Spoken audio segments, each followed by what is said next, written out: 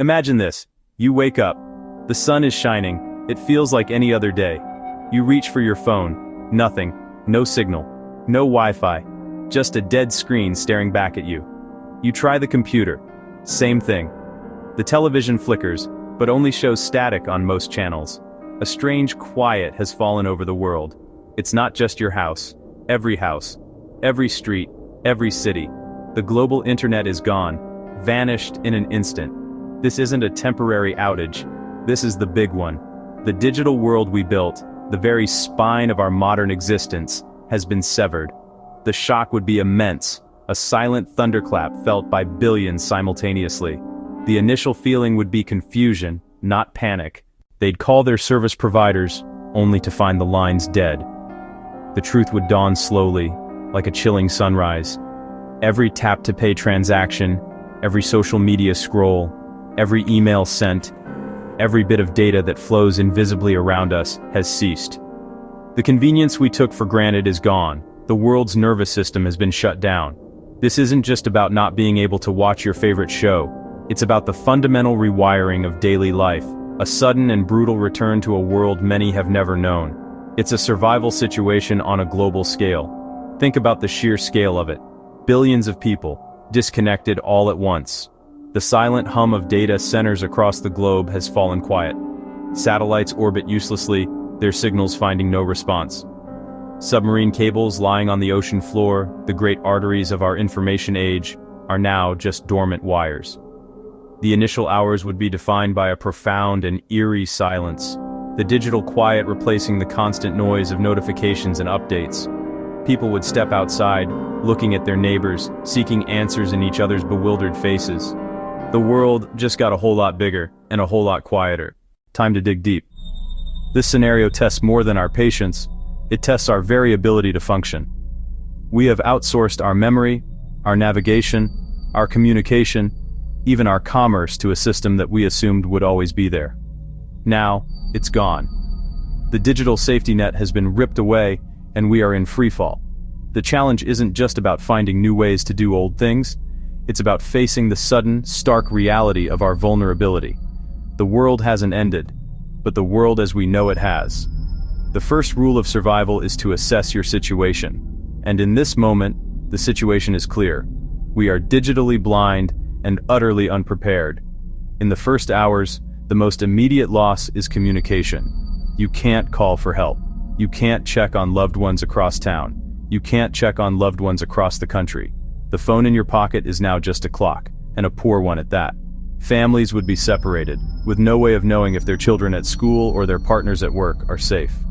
The simple act of coordinating a meeting place becomes a monumental task.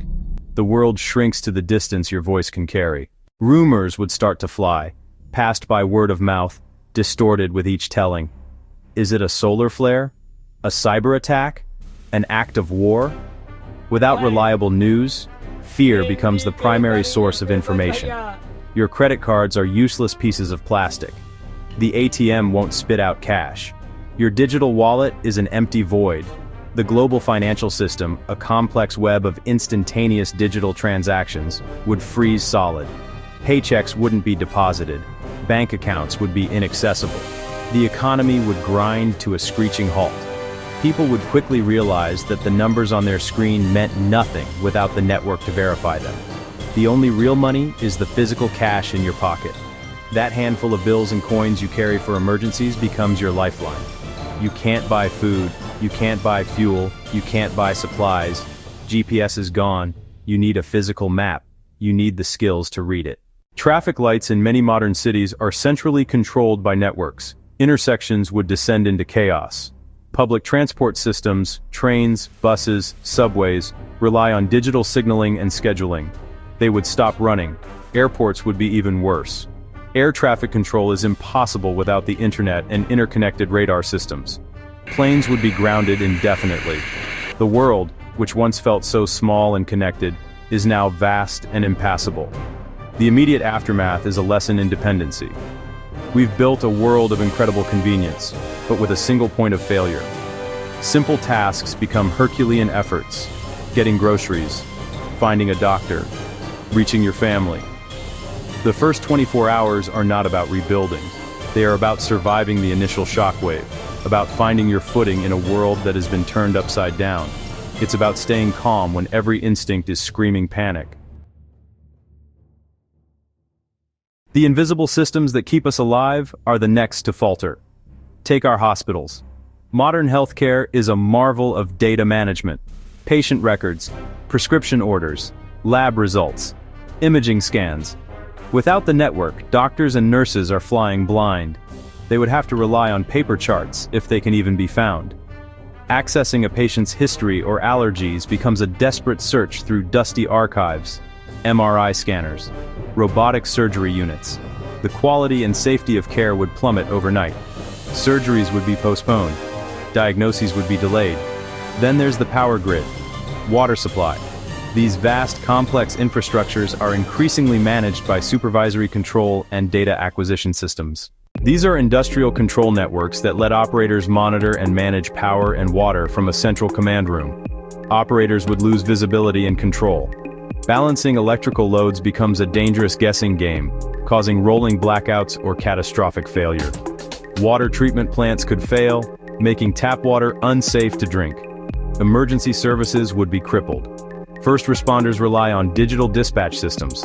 Police, firefighters, paramedics. Without GPS and computer-aided dispatch, response times would skyrocket. Coordinating large incidents becomes chaotic and inefficient. They would have to fall back on two-way radio, which can be overwhelmed. The thin line that protects us from chaos is stretched to breaking. Every emergency call becomes a shout into the void. The supply chains that feed our cities would snap. Barcode scanners, inventory management software, GPS tracking. Trucks wouldn't know their destinations. Warehouses wouldn't be able to process orders. Ships stranded at port. The flow of food, medicine, and fuel slows to a trickle and then stops. Supermarket shelves would empty within days.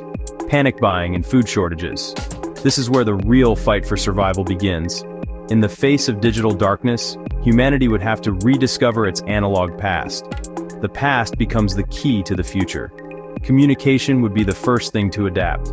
People would dust off old shortwave radios. People would dust off ham radios. These devices don't need the internet. They bounce signals off the atmosphere, allowing for long-distance communication. Communities would set up information hubs, likely at a town hall or at a school. Runners would deliver messages written on paper. The art of letter writing would be reborn, not as a hobby, but as a vital necessity. The rhythmic clatter of a typewriter might even be heard once more. The economy would have to get physical again. Cash would be king. Paper money, coins. People would learn the importance of keeping a stash of small bills. Shopkeepers would use manual cash registers or simple lockboxes. But what happens when the cash runs out, or when people don't have the right change? A bag of potatoes for a few gallons of gasoline. A mechanic's skills for a doctor's checkup. Trust and reputation would become the new currency in a world without digital credit scores. Information would flow through old channels. FM radio stations with their local transmitters would become the most important source of news. AM radio stations would do the same for many communities. Families would huddle around a battery-powered radio, listening for updates. Television, for those with older sets and antennas, could still pick up local broadcast signals. And the printed word would see a massive resurgence. Newspapers, printed on old presses, would be invaluable. Passed from hand to hand until the paper wore thin. Town criers might even make a reappearance, shouting headlines on street corners.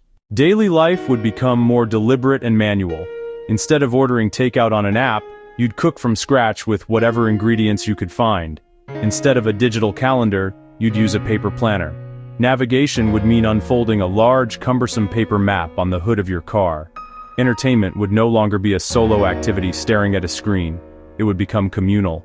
People would gather to play board games. Families would read books aloud, or simply tell stories. We would be forced to slow down, to be more present in the physical world, and to rely on the skills our grandparents took for granted. In a world without the internet, not everyone is equally vulnerable. The most resilient people would be those who already possess practical, hands-on skills. The farmers, the mechanics, the carpenters, the electricians, the plumbers. Their knowledge is not stored on a server, it's in their hands and in their minds. A person who can fix a generator, purify water, grow their own food is worth more than a CEO whose entire empire was built on digital code. The older generations, who grew up before the internet, would have a distinct advantage. They remember how to use a rotary phone, how to read a map, and how to live without constant connectivity. Geography would also play a huge role. Dense, hyper-connected cities would be the epicenters of chaos. They are dependent on complex, fragile systems for everything from food, water, power. A skyscraper is a vertical death trap without electricity for elevators and water pumps. Rural areas and small towns, however, would fare much better. Many are already more self-sufficient. Gardens access to natural resources like wood and water and stronger community bonds born from necessity. A small farming community where people know their neighbors and already trade goods and favors would adapt far more quickly than a sprawling, anonymous suburb. The key to survival in this new world would be community. The rugged individualist, the lone wolf, can only survive for so long. True strength would be found in numbers. Neighborhoods that organize themselves would be the ones to thrive. They could pool resources, set up a watch for security, share skills, and care for the vulnerable. A community that can establish its own small-scale systems for food distribution, communication, and security creates an island of stability in a sea of chaos. The crisis would force us to talk to our neighbors again, to rely on each other in ways we've forgotten. Your greatest asset is the person living next door. On a larger scale, less developed nations might, paradoxically, be more resilient. Countries with less reliance on high-tech infrastructure would experience less of a systemic shock. A subsistence farmer in a remote village whose life has changed little in 100 years would carry on almost as normal. Their survival does not depend on a global data network. While they would be cut off from the wider world, their immediate, day-to-day existence would remain largely intact. This event would be a great equalizer, humbling the world's technological superpowers and demonstrating that true resilience often lies in simplicity, not complexity. Stay low, stay local. In the darkness of a grid-down scenario, many would look to the sun for salvation. Homes equipped with solar panels would seem like havens of power. They could keep the lights on, run a refrigerator, power essential devices. This creates a significant advantage, providing a degree of independence when the central power grid is dead. A neighborhood with several solar-powered homes could create a small microgrid, sharing power to run a water pump, sharing power to run a communication hub. Solar energy offers a powerful, decentralized source of electricity. It's a glimmer of hope, a way to claw back some of the modern comforts we've lost. However, solar power is not a perfect solution. It presents a paradox. Most modern residential solar systems are grid-tied. They are designed to shut down automatically during a grid outage to prevent them from sending power back into the utility lines, which could endanger repair workers. To operate independently, you need a specific setup, a hybrid inverter, a battery storage system. Many people who have solar panels would be shocked to discover they still have no power. Only those with true off-grid capabilities would be able to harness the sun's energy. This technical detail makes all the difference between having power and sitting in the dark. Even with a working off-grid solar system, there are limitations. The internet itself relies on more than just electricity. It needs servers, routers, fiber optic cables to be functional. You could have all the power in the world, but you still can't log on. Your solar panels can't reboot the global network. What they can do is power the devices that work without an internet connection. You could run a shortwave radio to gather information, power tools for repairs, charge batteries for flashlights. Solar power becomes a tool for local survival, not a magic wand to restore the world we lost. Furthermore, these sophisticated solar systems, with their inverters, charge controllers, and batteries, are complex. They can fail. Without access to online manuals, technical support forums, replacement parts from a global supply chain, a single broken component could render the entire system useless. The person who can troubleshoot and repair these systems using salvaged parts becomes incredibly valuable. So, while solar offers a huge survival advantage, it's a fragile one. It's a reminder that even our backup systems are often more complex and dependent on other systems than we realize. True resilience requires simplicity. The initial shock and chaos of a global internet blackout would eventually give way to a new kind of normal. Humanity is, above all else, adaptable. We are survivors. We have faced plagues, wars, natural disasters, and we have always found a way to endure and rebuild. This challenge would be no different. After the initial struggle, people would learn. They would rediscover old skills and invent new solutions. The human spirit, when pushed to its limits, is a powerful force for innovation and cooperation. We would find a way to move forward, not by recreating the past, but by building a new future from the pieces of the old one. This event would teach us a hard lesson about our digital dependency. We have built a magnificent but fragile world on a foundation of invisible data. The blackout would force a global reevaluation of our priorities. It would show us the difference between what is convenient and what is essential. We would learn the value of local communities, practical skills, robust, simple systems. The experience would be a painful but necessary wake-up call, a reminder that technology is a tool, not a crutch. It's a tool that can be taken away. We would emerge from the crisis with a deeper appreciation for the real-world connections that truly sustain us. In the end, survival is not just about having the right gear or a stockpile of food, it's about mindset. It's about staying calm under pressure, thinking clearly, and being willing to adapt. It's about seeing opportunity in crisis and finding strength in community. The loss of the internet would be a monumental challenge, but it would not be the end of the world. It would be the beginning of a different one. A tougher, simpler, perhaps more meaningful one. We would learn to live again, face to face, relying on our own ingenuity and on each other. The great digital sunset would ultimately reveal something profound about us. It would show that our true network isn't made of fiber optic cables and satellites, but of human connection, trust, shared resilience. We would survive, because that is what we do. We adapt, we overcome, and we endure. And we would carry the memory of the silent world with us. A permanent reminder to never again place all our faith in a system that can vanish in the blink of an eye. Stay prepared, stay alert, and never underestimate the power of the human spirit. You can get through this.